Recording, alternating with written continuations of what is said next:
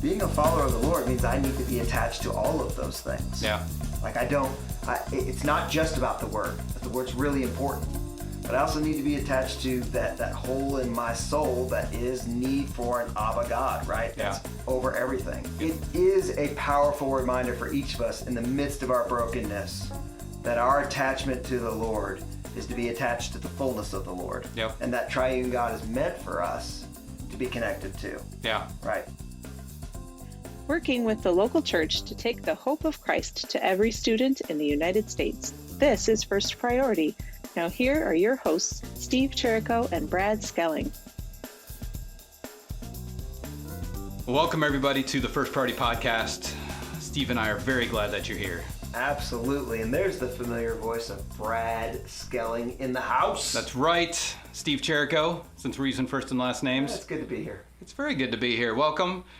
We've got a good show for you today. We are excited to talk about the core values of First Priority. Jumping right in today, are we? Well, what do you got something else you want to talk about? No, normally you have a story or two, but core values is great. Let's go. We got the fall conference coming up. Oh, yeah. That's really good. Happening in Fort Worth, Texas, August 23, 24, 25? 24, 25, 26. 24, 25, 26. The reason you said 23 is because you're flying in. I'm driving. Oh, you're driving in. Driving in with all the merch. Nashville to Fort Worth. Yes. You enjoy that. Mileage is cheaper than renting a cargo truck. You enjoy to get everything down. No. Yes. No. No, I know. It'll be fun. Podcast City, here we come. And really, by the time this comes out, we will experience mostly across the country our first month of ministry on campuses and entering into the second month of ministry. I'm excited to report what's going on. Starting to get those ready, getting some emails trickling in saying, hey, the first invite weeks, we've seen some kids come to know Jesus. Yes. We had 80 kids in this club or whatever the case might be, and it is the most wonderful time of the year. To quote Chris Lane and a bunch of other good men, the gospel works because the gospel works. That's right. It's good. Do it. Let's take the hope of Christ to every student. Is that the end of our podcast? It is not. So let's jump a little bit into where this came from and why are we talking about core values? So we are talking about core values because they are important. Well, true, but where did the decision to go ahead and discuss this out loud today come from? Well, it comes from some coaching through Traction that we're going through. We've talked Traction off and on, and we continue to talk about that. But the cascading message, the message that goes down and up the lines of communication, I'll admit that's one of our biggest struggles at the moment. We continue to grow, we continue to expand.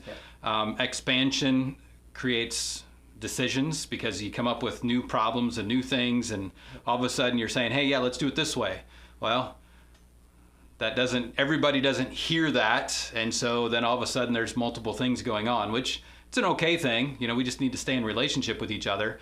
But this is a little bit bigger picture than that to say, hey, who are we and how do we operate? Larry Franks, we were just at training yesterday down in Decatur, I was anyway, and getting some new guys going. And he talked about core values. The core values of an organization are those values we hold which form the foundation on which we perform work and conduct ourselves. They are the basic elements of how we go about our work. We should be using these practices every day.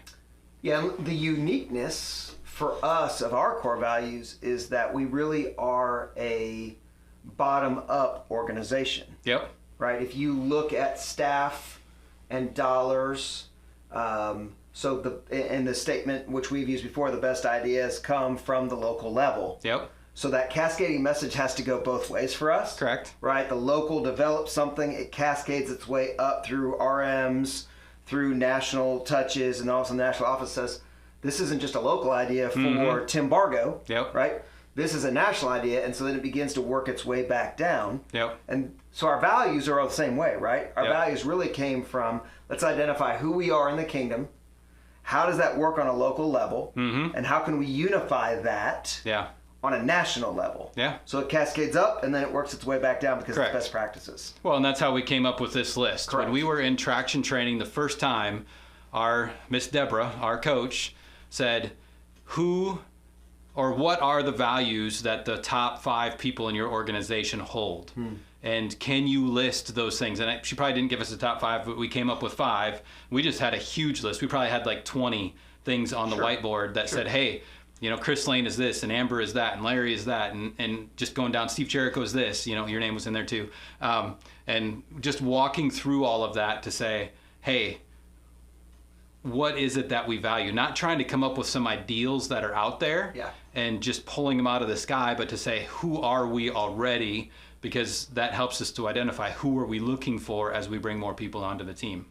Good. So let's jump into those 5 then. Okay. All right. So what's the first one?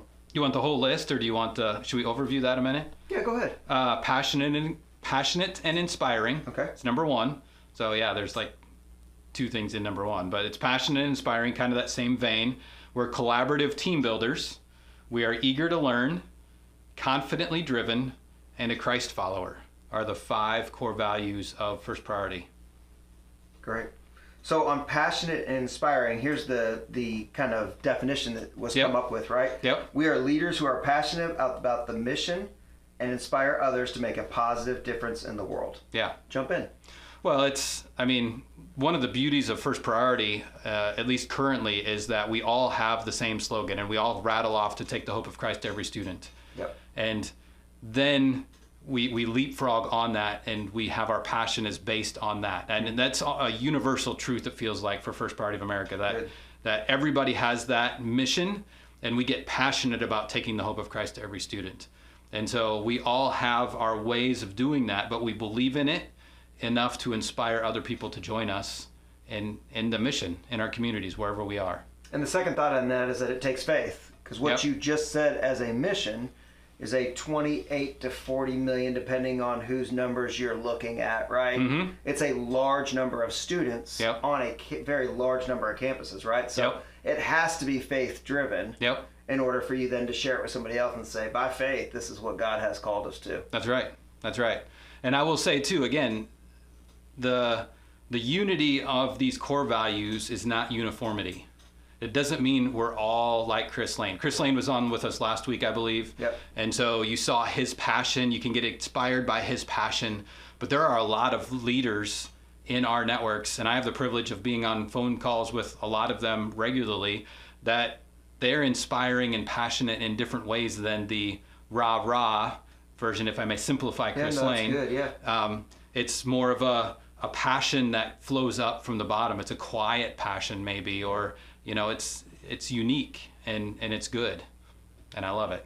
Shakespeare said it this way many, many years ago, right? Okay. Dream no little dreams, for they stir not the hearts of men. Mm-hmm. Right? Same goes with what we're doing, right? If you want people to buy in on an inspirational and passionate level, don't give them something they can obtain on their own in a few hours. Yeah. Give them something that they can put towards for a lifetime, which is what First Priority does. Yep. It's good.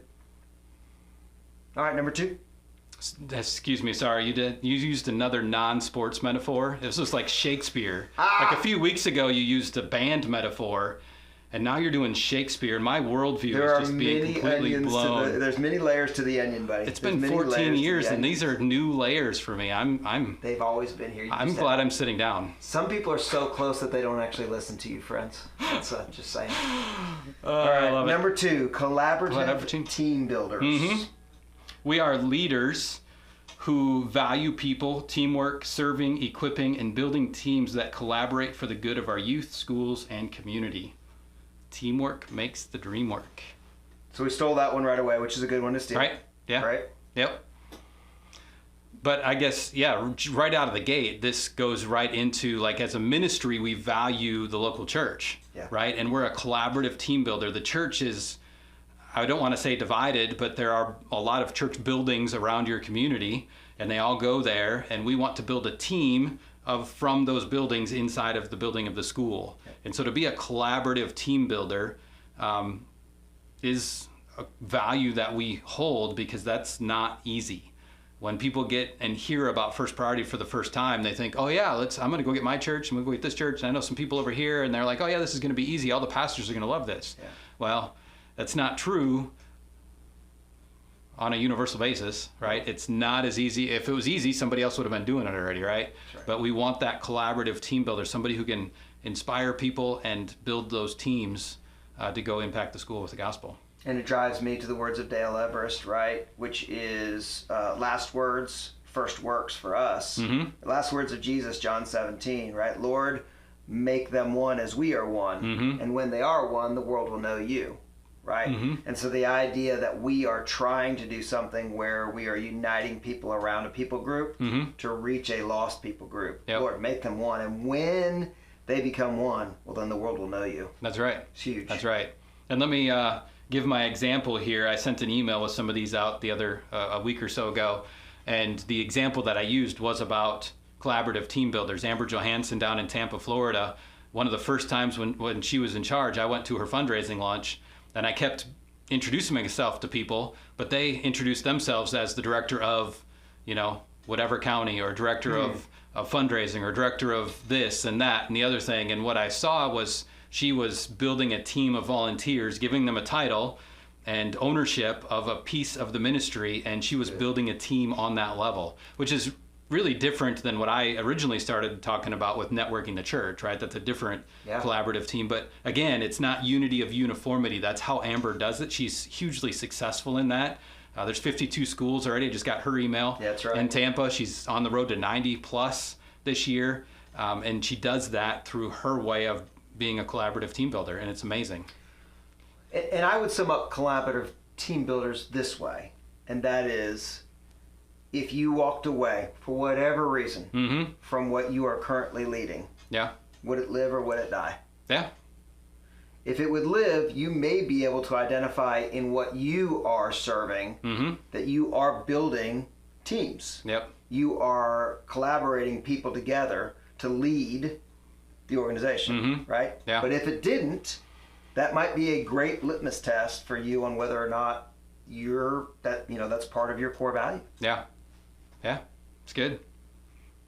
Let's walk into eager to learn. Number 3, Yeah. eager to learn. We are leaders who listen to the needs of others and are open to innovative ways of doing things. It's a good word. I mean, again, we're just quoting people today, but Seth Godin, Mhm. right? Curiosity. Yeah. How curious can I be, Yeah. right? In the Mhm. midst of this, how curious can I be about what the next is? Yeah. Well, and my thinking when I hear eager to learn goes right to like books and school and things of that nature. But even the way that we say that, books are somebody, like you quote Seth Godin. Yep. It's him speaking to you, but it's also the pastors in town.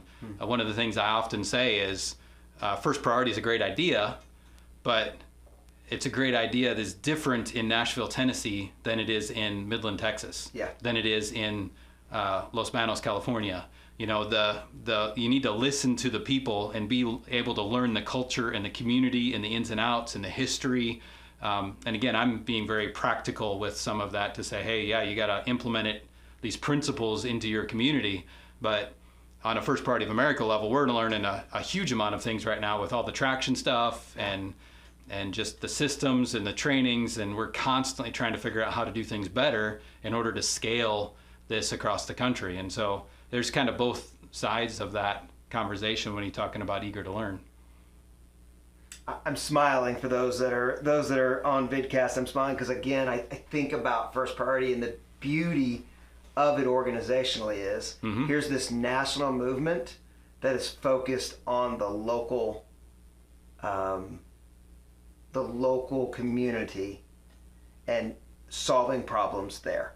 Yeah. It's not the right way to say that, but there's this beautiful hand-in-hand thing where you are taking what is local, driving it up the chain so that should it fit national. Yep. If it does, Yeah. then you're driving it right back down the chain to, Yep. is this a tool we can put in your toolbox, right? Yeah. You guys are eager, and have been as long as I've been around this, eager to learn, and the best place to learn has always been on the local level. That's right. Right. That's right. When I go back to the cascading message, that's what I said to Shannon. We were in training the other day, new area coordinator up in Kansas City. I said, if I'm in the office as the operations guy making decisions and trying to come up with stuff in my own head, I know it's not going to work. Yeah. So I need to stay with that cascading messages up and down, informed of what everybody is dealing with, so that we can spread that around the country. It's not me coming up with anything. It's me seeing it over here and saying, hey, let's see if that works other places as well, and moving the thing forward. And I'll just give a high five to all of you who continue to post and mention the podcast and vidcast to us when we're out and about. Thank you for being eager to learn, not just through this, Yep. but also through the other resources that you are constantly. I mean, what's great about this group of people is you are learners and you are willing to share what you have grabbed with the rest of us. So thank you for that. It's good. It's good. Next one, confidently driven. Yeah. Leaders who have a dynamic determinism to overcome obstacles, become their best, and accomplish the mission. Again, I go back to what I said earlier. If first priority was easy, somebody else would have done it already. Yeah. And so to walk in, again, first priority is growing because it is inspirational, just by nature. Yeah. People get inspired by the mission to take the hope of Christ to every student, to bring hope, peace, and love to every student in this generation. I mean, it's inspirational. It's good, but at the same time, if we're not driven, the churches don't automatically come together in unity. It's more often seen in our culture that they divide and go start a new one instead of collaborating and working together in the school. So there needs to be that confidence and that determinism to walk through and not be discouraged. And as Warren often says in his sales and fundraising conversations, no isn't always no, it's not now. And keeping that relationship, staying confident, don't change it, just know who you are, what we are, and keep moving forward. The confidence of a general believer is always first in the works of the Lord. So he gets both the blame and he gets the credit when things go well, right? Yeah. And if that can be on the tip of our tongues, then being a confident leader means I'm just playing my role in what God's already doing, right? I'm just walking in what God is up to, and I'm confident in that. Yep. Because if it was up to me, I think you said this earlier, if it was up to me, I'd make a big mess of it, right? Yep. If I was sitting up in the office saying, well, let's do this and let's do that because it's a good idea. No, is it a good idea or is it God's idea? And if it's God's idea, then he'll take care of the details. Yep. I need to be faithful and steward what he's given at this point. It's good. And faithfulness and stewardship, I can do that confidently, right? Yeah. But anyway, Cool. that makes it easy to be a confident leader is when you Yeah. trust in Jesus. I like it. And what's our last one? Well, I just set it up, right? To be a Christ follower. Leaders who are spiritually inspired by the teaching of Jesus to be the good news in the world as we love, welcome, and accept all who join in the way. This is the way. This is the way. You didn't wear your This is the way shirt today. I expected you to. Do I have one? Not yet. Okay. Okay. I'm looking forward to Christmas now. You just set my expectations high. We don't exchange gifts, but That's awesome. we might this year. That's awesome. Oh, yeah. I mean, again, going back to the conversation when we had it, the conversation was, isn't that obvious? Do we really need to say it? Yeah. That we're all Christ followers, but at the same time, we say it because, we want to walk hand in hand and follow where God's calling us to be. And we need to be in the right place at the right time. And again, going back to my early days on staff with First Priority, we had our ideas of what schools we were going to. Yeah. And all of a sudden we were over at Lincoln High School instead. And it's like, how'd we get over here? Yeah. They told us no. And all of a sudden we got 300 kids showing up. Yeah. It's like, okay, well, I'm just going to follow Jesus on this one.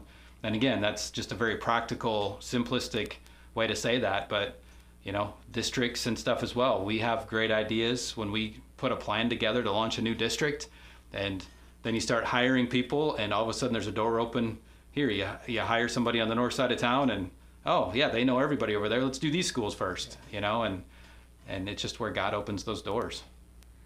So I'm going to make this very personal. I was on a bike ride either yesterday or 2 days ago, and in the midst of that bike ride, had a moment of, I serve a triune God. Now that's not news to me.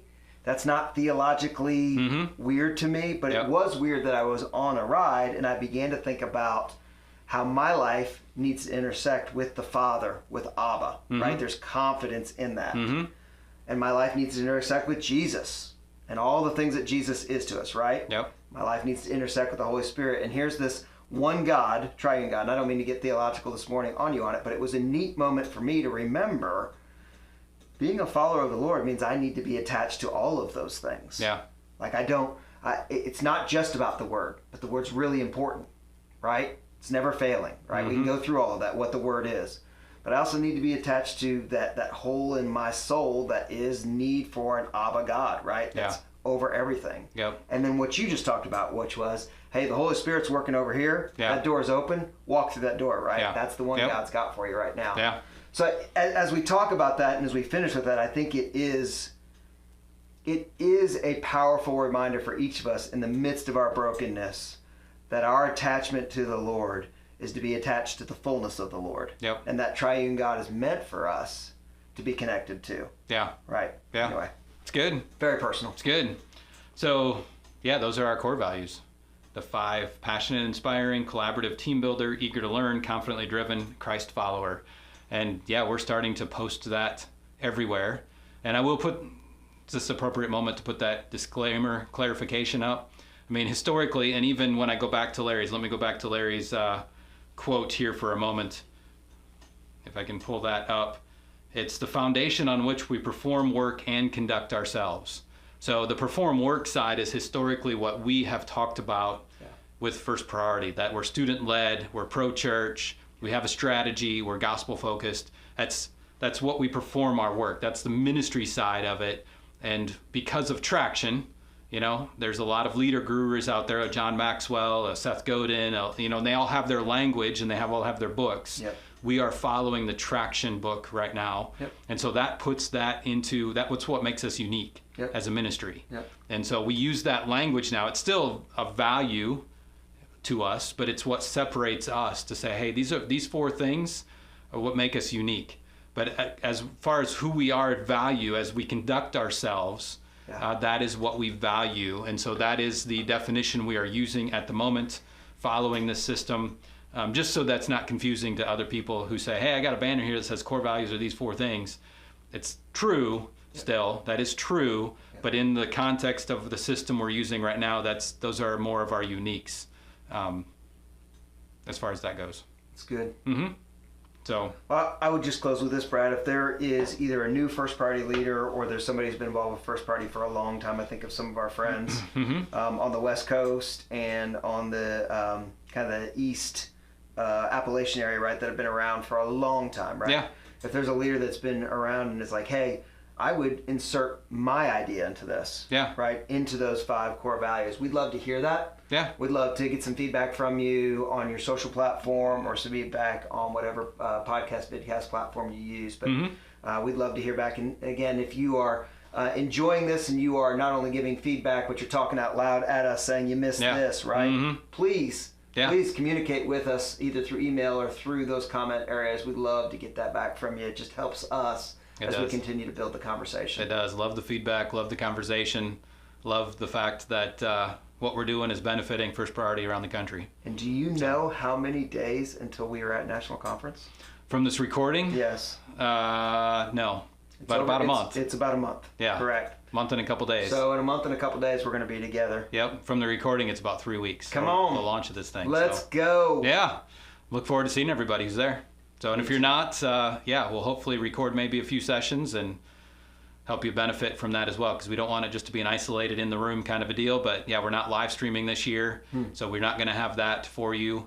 But we're hoping to be able to record a few sessions to be able to pass on some of that content and continue to move forward collaboratively. Great discussion. Thanks for leading today, Brad. Yeah, thank you for being a part of it. And to all who are listening, thank you for being a part of First Priority and helping us take the hope of Christ to every student. Until next week, we'll talk to you soon. See you.